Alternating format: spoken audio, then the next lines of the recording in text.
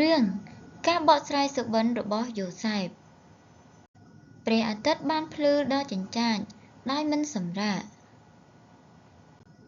ផ្លូវវាលខ្សាច់ដែលមានខ្សាច់ដ៏សែនក្តៅ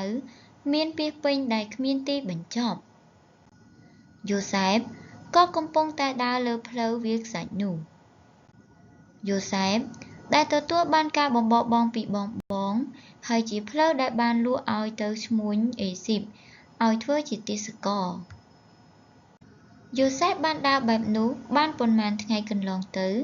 ទីបំផុតក៏បានមកដល់ទឹកដីអេស៊ីបជនជាតិអេស៊ីបទាំងអស់គឺមានពណ៌សម្បុរមុខខុសពីយូសែបទាំងអស់ហើយក៏មានប្រាសាទធំនិងប្រាសាទពីរ៉ាមីតស្រួចជាច្រើនផងដែរហើយក៏មានទន្លេនីលយ៉ាងវែងផងដែរចាលោកម្ចាស់ម្នាក់នោះហើយគឺជាលោកម្ចាស់ដែលឯងត្រូវបម្រើចូលជម្រាបសួរដល់លោកម្ចាស់ពោទីផាទៅពោទីផាដែលទិញយកយូសែបនោះគាត់គឺជាមេក្រុមរក្សាអង្គរបស់ស្ដេចផារ៉ោនគាត់ពិតជាអ្នកមានខ្លាំងមែនទែនហើយក៏មានទេសករនិងអ្នកបម្រើច្រើនយ៉ាងសន្ធឹកដែរយូសែបដែលបានរស់នៅធ្វើជាទេសករនោះបានមានការផិតភ័យជាខ្លាំងប៉ុន្តែគាត់បានសង្កត់ចិត្តខ្លាចនោះទុកហើយតែងតែអធិដ្ឋានដល់ព្រះជាម្ចាស់ជានិច្ចព្រះអង្គអើយទោះជាកូនឯកោហត់នឿយនិងភ័យខ្លាចជាខ្លាំងយ៉ាងណាក៏ដោយប៉ុន្តែសូមព្រះអង្គជួយកូនឲ្យយកឈ្នះគ្រប់ការទាំងអស់នេះឲ្យបានល្អផងចុះប្រសិនបើកូនព្យាយាមខំធ្វើការនៅទីនេះនោះកូននឹងអាចជួបលោកឪពុកនិងប៊ែនយ៉ាមីនជាប្អូនរបស់ទូលបង្គំម្ដងទៀតមែនដែរឬអត់ហើយច្បាស់ណាស់ប្រកាសជាព្រះជាម្ចាស់ទ្រង់កំពុងតែនឹងស្ដាប់នូវសេចក្តីអធិដ្ឋានរបស់យូសែបដែរព្រះអង្គទ្រង់បានរៀបចំផែនការយ៉ាងធំ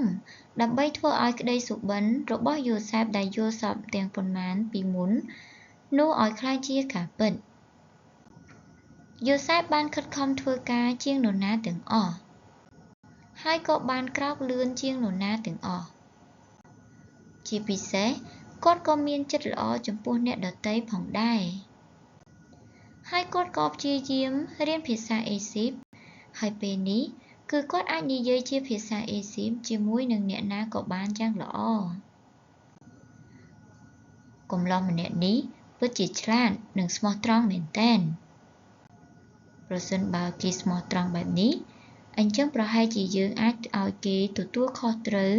មើលថែគ្រប់ទាំងអស់បានហើយមើលទៅមេទ័ពពោទីផាដែលតែងតែបានតាមដានយូសែបនោះយូសែបក៏ត្រូវបានឲ្យមើលខុសត្រូវនៅរាល់កិច្ចការដ៏ធំមួយក្នុងការគ្រប់គ្រងនៅអ្វីគ្រប់យ៉ាងទាំងអស់នៅក្នុងផ្ទះប៉ុន្តែនៅថ្ងៃមួយប្រពន្ធរបស់លោកពោទីផាបានសម្រេចចិត្តនឹងធ្វើការអាក្រក់មួយគឺចង់ល្បួងយូសែបដែលមានវ័យក្មេងហើយមានរោគសង្ហានោះយូសែបនៅផ្ទះគ្មាននរណានៅនោះទេតើឯងមិនចង់មកបន្ទប់យើងហើយចំណាយពេលវេលាជាមួយយើងទេឬប៉ុន្តែយូសែបមិនអាចធ្វើបែបនោះបាននោះឡើយនៅពេលគាត់គិតពីព្រះជាម្ចាស់និងមេទ័ពពោទីផាគឺគាត់មិនអាចនឹងធ្វើរឿងដ៏មិនត្រឹមត្រូវបែបនោះបានឡើយអត់ទេខ្ញុំម្ចាស់មិនអាចធ្វើបែបនេះបាននោះឡើយពាក្យសម្ដីដែលអ្នកស្រីនិយាយអំបញ្ញមិញខ្ញុំម្ចាស់គិតថាមិនបានឮទៅចុះខ្ញុំលាទៅធ្វើការសិនហើយប្រពន្ធរបស់លោកពោទីផាដែលទទួលបានការបដិសេធពីយូសែបនោះបានមានកំហឹងយ៉ាងខ្លាំងនេះឯងគ្រាន់តែជាទេសករម្នាក់ឯងហ៊ានមើលងាយយើងដល់ថ្នាក់នេះផងចាំទុកចុះឯងហើយនៅយប់មួយនៅពេលដែលមេទ័ពពោទីផាត្រឡប់មកវិញប្រពន្ធរបស់មេទ័ពពោទីផាក៏បានចាប់ផ្ដើមរៀបពាក្យនិយាយកុហកលោកប្តីទេសករដែលរមើលគុណដែលលោកប្តីនាំមកនោះ នៅថ្ងៃនេះបានចូលមកបន្ទប់របស់អូនដោយគ្មានការអនុញ្ញាតសោះឡើយនៅពេលដែលអូនភ្ញាក់ផ្អើលហើយស្រែកលឺប្រហែលជាឥឡូវវាភ័យហើយក៏រត់គេចទៅបាត់ហើយមើលទៅមេទ័ពពោធិផាដែលបានជឿនៅពាក្យសម្ដីរបស់ប្រពន្ធនោះមិនអាចទ្រាំនៅកំហឹងបាននោះឡើយយូសែបអាមនុស្សអាក្រក់ឯងនេះពិតជាមនុស្សមិនចេះដឹងគុណមែនមេទ័ពពោធិផាដែលបានខឹងនោះដែរក៏បានចាប់យូសែបទៅដាក់គុកដូច្នេះយូសែបក៏ត្រូវបានជាប់គុកដោយត្រូវគេចោទប្រកាន់បែបនេះគាត់ពិតជាសោកសៅមែនទែនពិតជាហត់មែនទែនខ្ញុំស្មានតែថាប្រសិនបើខ្ញុំទ្រាំហើយខំប្រឹងធ្វើការនោះខ្ញុំនឹងអាចជួបឪពុកនិងប៊ែនយ៉ាមីនបានក្នុងអំឡុងពេលដែលខ្ញុំបានខិតខំប្រឹងប្រែងព្យាយាមទាំងប៉ុន្មានគឺត្រូវបានបាត់បង់តែមួយប្រព្រឹត្តភ្នែកនៅយប់មួយព្រះជាម្ចាស់ទ្រង់ក៏បានជួយលើកទឹកចិត្តដល់យូសែបដែលគាត់នឿយហត់ហើយនឹងយំនោះព្រះជាម្ចាស់ទ្រង់បានប្រទានឲ្យនូវសេចក្តីសង្ឃឹមម្ដងទៀតឲ្យយូសែបហើយទ្រង់ក៏ប្រទានកម្លាំងដើម្បីឲ្យយូសែបអាចស៊ូទ្រាំនៅក្នុងគុកនោះបានយូសែបក៏មានកម្លាំងតស៊ូម្ដងវិញទៀតទោះជានៅក្នុងគុកក្តីយូសែបតែងតែរស់នៅដោយមានភាពស្មោះត្រង់ជាងនរណាទាំងអស់ពេលនោះអ្នកយាមគុកក៏បាននិយាយថាខ្ញុំគិតថាយូសែបពិតជាពិសេសមែនទែនអ្នកយាមគុកក៏បានដាក់កិច្ចការងារគ្រប់គ្រងអ្នកទោសដទៃទៀតឲ្យដល់យូសែបនេះឲ្យខ្ញុំជាអ្នកទោសធ្វើការងារគ្រប់គ្រងអ្នកទោសដទៃទៀតព្រះជាម្ចាស់ដែលទ្រង់គង់នៅជាមួយនឹងយូសែបនោះគឺទ្រង់ពិតជាប្រទានការងារដ៏ធំឲ្យដល់យូសែបពេលនោះគឺមានអ្នកបម្រើរបស់ស្ដេចផារ៉ោន2នាក់នៅក្នុងគុកនោះដែរអ្នកបម្រើម្នាក់គឺជាអ្នកពិសេសថ្វាយពែងរបស់ស្ដេចអ្នកបម្រើម្នាក់ទៀតគឺជាអ្នកដុតនំថ្វាយទ្រង់នៅថ្ងៃមួយយូសែបក៏បានឃើញអ្នកទាំងពីរទឹកមុខរបស់អ្នកទាំងពីរនោះមើលទៅពោរពេញទៅដោយទុក្ខកង្វល់ហេតុអ្វីបានជាអ្នកទាំងពីរធ្វើទុកមុខបែបនេះតើមានរឿងអ្វីមែនអ្នកដុតនំថ្វាយស្ដេចក៏បាននិយាយថាដោយសារតែយើងទាំងពីរយល់សប្តិដ៏ចម្លែកដូចគ្នាក្នុងយប់តែមួយទើបយើងពិបាកចិត្តបែបនេះសុបិនតើបានយល់សប្តិឃើញអ្វីតើវានឹងមានប្រយោជន៍អ្វីបើយើងប្រាប់ឯងពីសេចក្តីសុបិនរបស់យើងវានឹងធ្វើឲ្យយើងកាន់តែពិបាកចិត្តថែមទៀតហើយឯងក៏មិនមែនជាអ្នកប្រាជ្ញដែលអាចដោះស្រាយក្តីសុបិនបានក៏មិនមែនដែរ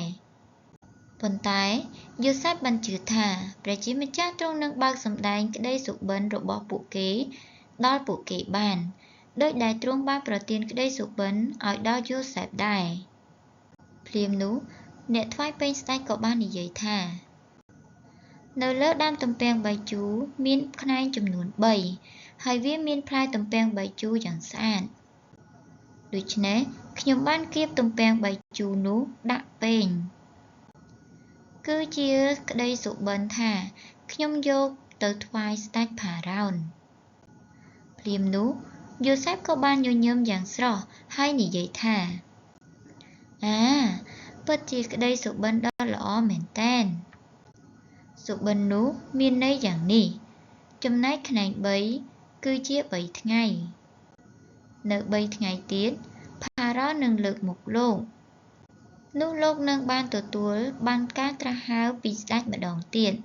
ហើយនឹងធ្វើជាអ្នកថ្វាយពែងដល់ស្ដេចម្ដងទៀតដែរស្អីគេនេះគឺជាការពិតមែនទេបាន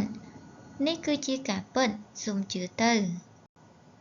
ពេលក្រោយប្រសិនបើបានចូលទៅក្នុងវាំងទៅតាមពាក្យសម្ដីរបស់ខ្ញុំសូមជួយទូលប្រាប់ពីរឿងដ៏សែនសោកសៅដែលខ្ញុំបានជួបផងសូមជួយឲ្យខ្ញុំអាចចេញពីទីនេះផងអ្នកថ្វាយពែងក៏បានសន្យាជាមួយនឹងយូសែបថាខ្លួនឯងធ្វើតាមការសន្យា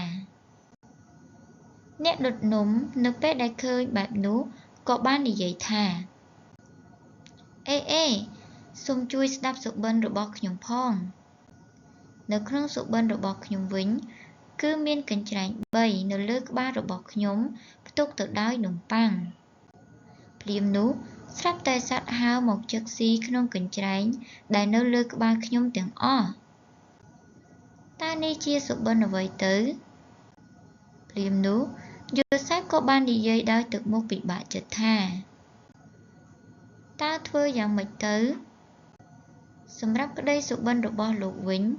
គឺជាក្តីសុបិនដែលពិតជាមិនល្អនោះទេ